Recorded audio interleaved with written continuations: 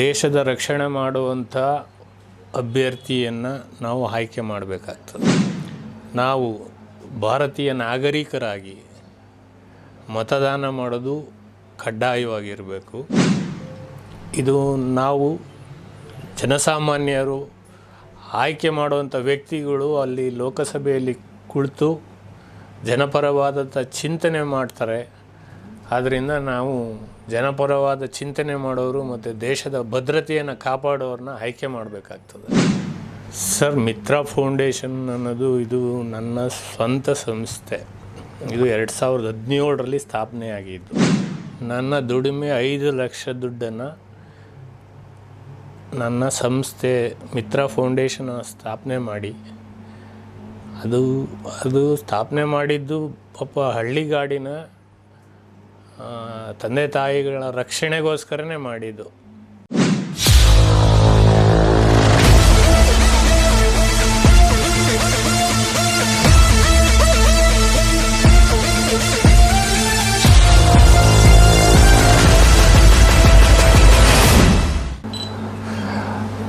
ಮೊದಲನೇದಾಗಿ ನಮ್ಮ ಕರ್ನಾಟಕ ರಾಜ್ಯದ ಮತದಾರರಿಗೆ ನನ್ನ ನಮಸ್ಕಾರ.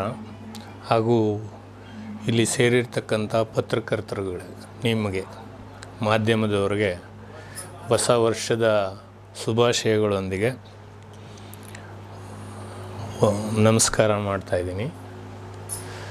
ಏನಪ್ಪ ಅಂದರೆ, ಈಗ ನಮಗೆ ಪ್ರತಿ ಲೋಕಸಭಾ ಚುನಾವಣೆ ದೇಶದ ಹಿತದೃಷ್ಟಿಯಿಂದ ನಾವು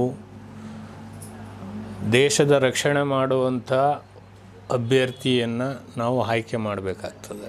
ಪ್ರತಿ ಸಲದಂಗೆ ಈ ಸಲವೂ ನಾವು ಏಪ್ರಿಲ್ 26ರಂದು ಚುನಾವಣೆ ನಡೀತಾ ಇದೆ. ನಾವು ಭಾರತೀಯ ನಾಗರಿಕರಾಗಿ ಮತದಾನ ಮಾಡೋದು ಕಡ್ಡಾಯವಾಗಿರಬೇಕು. ಯಾಕೆಂದರೆ ನಮ್ಮ ಮತದಾನದ ಮುಖಾಂತರನೇ ಈ ದೇಶದ ಕಾನೂನು ವ್ಯವಸ್ಥೆ, ಭದ್ರತೆ ಮತ್ತು ಮುಂದಿನ 5 ವರ್ಷದ ಒಂದು ವಿಷನ್ ಏನು, ನಮ್ಮ ಭಾರತಕ್ಕೆ ಏನು ಬೇಕು ಅನ್ನೋದನ್ನು ಆಯ್ಕೆ ಮಾಡುವಂಥ ಒಂದು ಕ್ರಿಯೆ. ಇದು ನಾವು ಜನಸಾಮಾನ್ಯರು ಆಯ್ಕೆ ಮಾಡುವಂಥ ವ್ಯಕ್ತಿಗಳು ಅಲ್ಲಿ ಲೋಕಸಭೆಯಲ್ಲಿ ಕುಳಿತು ಜನಪರವಾದಂಥ ಚಿಂತನೆ ಮಾಡ್ತಾರೆ. ಆದ್ದರಿಂದ ನಾವು ಜನಪರವಾದ ಚಿಂತನೆ ಮಾಡೋರು ಮತ್ತು ದೇಶದ ಭದ್ರತೆಯನ್ನು ಕಾಪಾಡೋರನ್ನ ಆಯ್ಕೆ ಮಾಡಬೇಕಾಗ್ತದೆ. ಅದರಿಂದ ತಾವುಗಳು ಎಲ್ಲ ಮತದಾರರು, ನಮ್ಮ ಮಂಡ್ಯ ಜಿಲ್ಲೆ, ಮೈಸೂರು ಜಿಲ್ಲೆ ಹಾಗೂ ಈ 26ರಂದು ನಡೆಯುವ ಎಲ್ಲ ಜಿಲ್ಲೆಯ ಎಲ್ಲ ಮತದಾರರು ಮತದಾನ ಮಾಡಬೇಕು ಅಂತ ಎಲ್ಲರಲ್ಲೂ ಮನವಿ ಮಾಡ್ಕೊಳ್ತೇನೆ. ಸರ್, ಮಿತ್ರ ಫೌಂಡೇಶನ್ ಅನ್ನೋದು ಇದು ನನ್ನ ಸ್ವಂತ ಸಂಸ್ಥೆ. ಇದು 2017ರಲ್ಲಿ ಸ್ಥಾಪನೆಯಾಗಿದ್ದು. ಅದು ನನ್ನ ತಂದೆ ತಾಯಿಗಳೇ ಪ್ರೇರಣೆ ಅದು. ಯಾಕೆಂದರೆ ನನ್ನ ಹುಟ್ಟೂರು ಬೂಕನಕೆರೆ. ಆ ಬೂಕನಕೆರೆಯಲ್ಲಿ ನಾನು ಒಂದು ಸಲ ಕೇರ್ಪೇಟೆಯಿಂದ ಊರಿಗೆ ಬರಬೇಕಾದ್ರೆ ಒಂದು ಅಜ್ಜಿ ಮಳೆಯಲ್ಲಿ, ತುಂಬ ಭಯಂಕರವಾದ ಮಳೆಯಲ್ಲಿ ರೋಡ್ ಮಧ್ಯದಲ್ಲೇ ಕುಳಿತಿತ್ತು. ಮನೆ ಪಕ್ಕನೇ ಒಂದು ಅರ್ಧ ಕಿಲೋಮೀಟರ್ ಅಂತರದಲ್ಲಿ.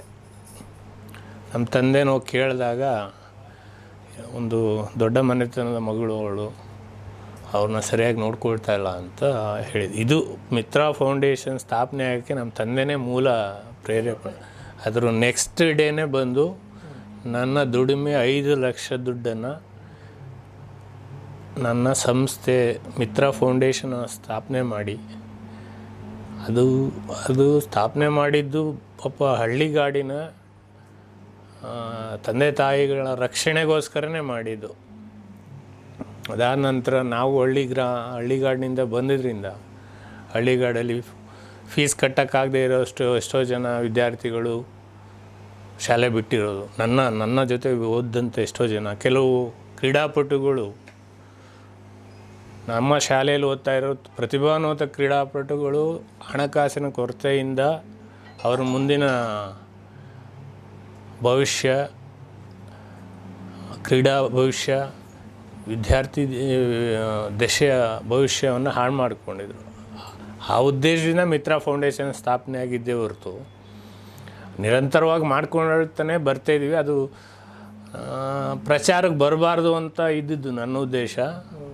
ಆದರೆ ಈಗ 2 ವರ್ಷದಲ್ಲಿ ರಾಜಕಾರಣ ಸಮಾಜ ಸೇವೆಗೆ ತೊಡಗಿಸ್ಕೊಂಡ ಮೇಲೆ ಅದು ಬೆಳಕಿಗೆ ಬಂದಿದೆ.